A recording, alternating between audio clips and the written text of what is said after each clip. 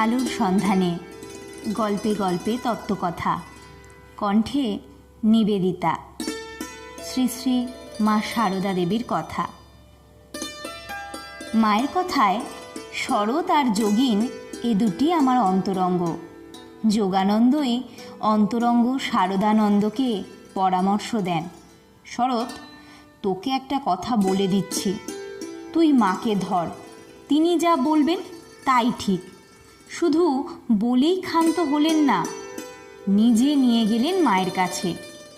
এই সাক্ষাৎকারের মধ্য দিয়ে শারদানন্দের চেতনায় মায়ের স্থায়ী আবির্ভাব।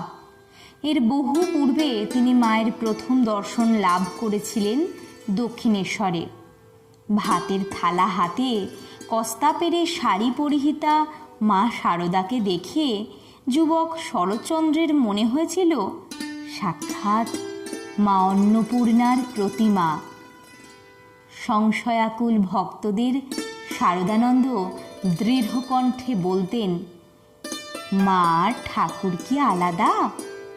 প্রাণের এই সুরটি বেজে উঠল তার রচিত প্রণাম মন্ত্রে। যথাগ্নের দাহিকা শক্তি রামকৃষ্ণে স্থিতা হিয়া, সর্ববিদ্যা স্বরূপাং তাং শারদাং প্রণমাম্যহম। শারদানন্দ নিজের জীবন সংঘ সেবার পাশাপাশি জগজ্জননী শারদার সেবায় উৎসর্গ করে এক অসামান্য দৃষ্টান্ত রেখে গেছেন। মায়ের কাছে তিনি ছিলেন নির্ভরতার প্রতিমূর্তি। তাই মানসী লীলা সংবরণ কালে মা শারদানন্দের হাত ধরে বলে গেলেন, শরৎ, এরা সব রইল, দেখো।